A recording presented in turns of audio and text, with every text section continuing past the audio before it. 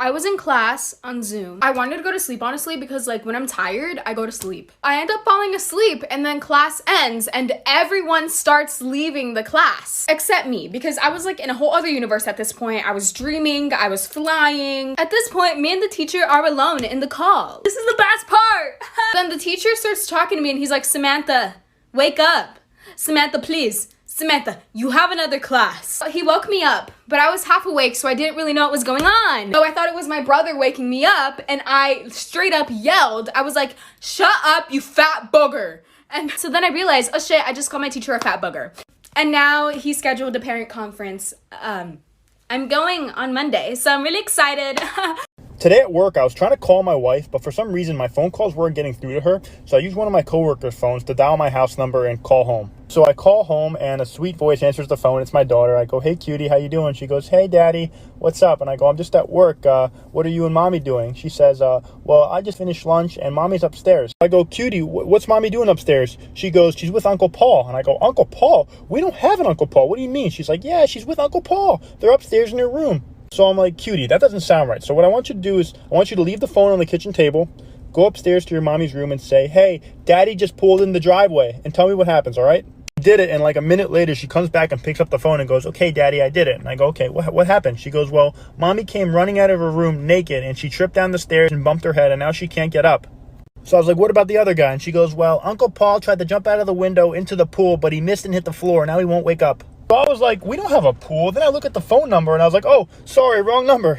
Why you should be really careful how you treat people. And also why you should stick up for people. When I was in 8th grade, I was really good friends with this kid named Damon. Me, him, and this other friend of mine, we were all at the same table. In English class, we would joke around, talk about the same TV shows and movies. We were the loudest group by far. But near the end of the school year, Damon ended up moving. And it really sucked, but we said goodbye to Damon, who I should tell you was this small, short, funny, wisecracking kid. Didn't matter what you threw at him, he was super witty. So we said goodbye to him, we all went to 9th grade. It was either the end of 9th grade or the middle of sophomore year that I saw Damon again. He had transferred back to our school, saw him at a pep rally, and I was sitting by myself because I despise pep rally. He was like, Josadak, do you remember me? I was like, oh my gosh, David? He was so much taller, face looked different, his voice was deeper. This was obviously a different kid, but really happy to see me. So we started talking, catching up. Then I started noticing that he was getting hit in the back of the head with tiny paper balls. He wasn't even flinching. I looked behind me to see 3 boys throwing paper balls at him. What? Dude, do you see what they're doing? Yeah, I'm used to it. What? This was not the same witty boy that I knew. Oh my god, I'm running out of time. Watch part 2 to see my part 2 of the kids throwing paper balls at my friend's story. So when I told Damon this was happening and he didn't seem to notice, I was very confused. The kid that I used to know would not let this fly. He instead kept his head down, insisted that it was okay, and said that he was used to it. Whatever happened between 8th grade and now completely changed the way that he viewed this behavior. I saw it as unacceptable. He thought it was okay. So instead of accepting that, I turned around and said, hey, what are we in 5th grade? The 3 boys looked at me from the top of the bleachers and said, whatever. Because that's what high schoolers who act like 5th graders say. And then I said, stop it, it's not funny. They didn't stop. They laughed. But Damon thanked me.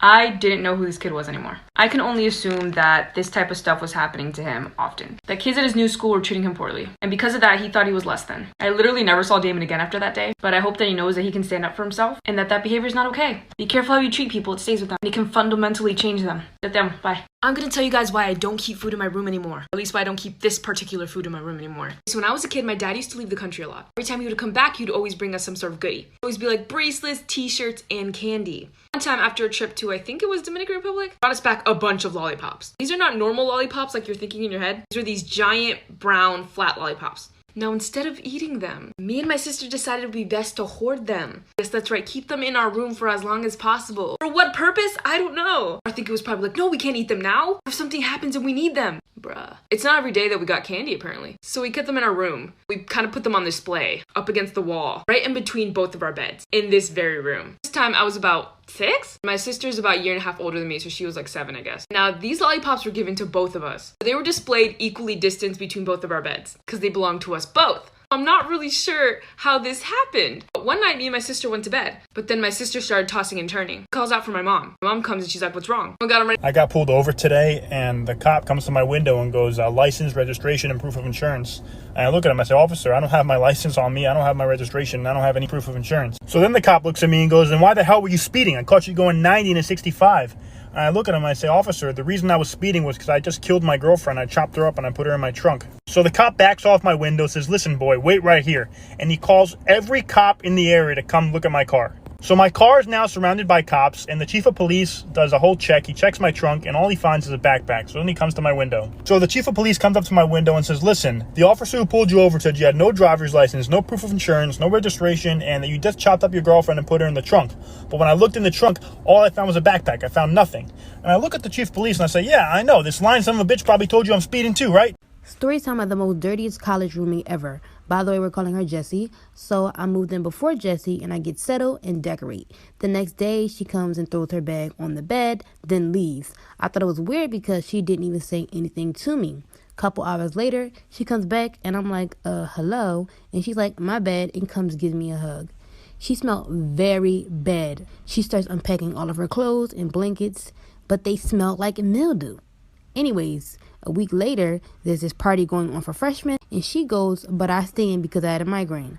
I told her that when she comes back, can she keep the light off? Now it's 2 a.m., and she comes back in very loud, uses the bathroom, then goes to sleep.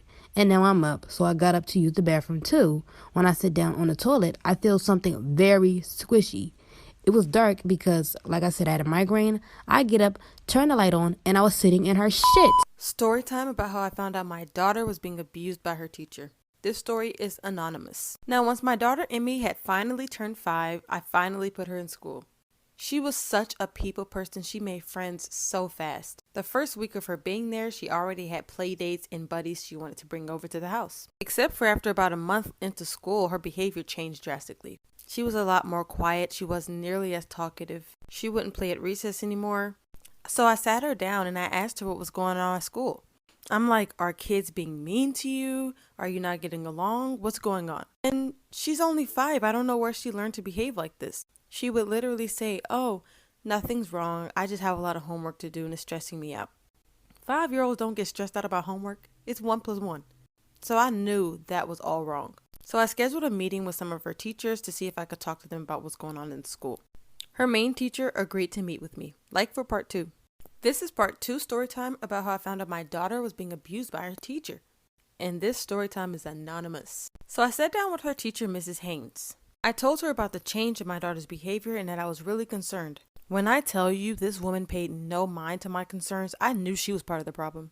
She was like, well, maybe she's just been depressed lately. I don't know. I said, excuse me, I know my daughter. She's not depressed. She's 5 years old. She even has the nerve to say to me, well, maybe there's something you're not doing right. I have to go. Once I went home, I said, Em, come here. What does your teacher say to you? She then tells me that anytime she would get an answer wrong, the teacher would pinch her.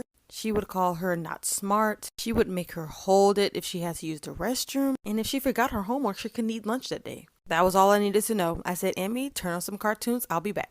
I went and got her aunt, which was my sister. We waited for all the teachers to leave the building, followed that woman home, and let's just say she's not physically capable of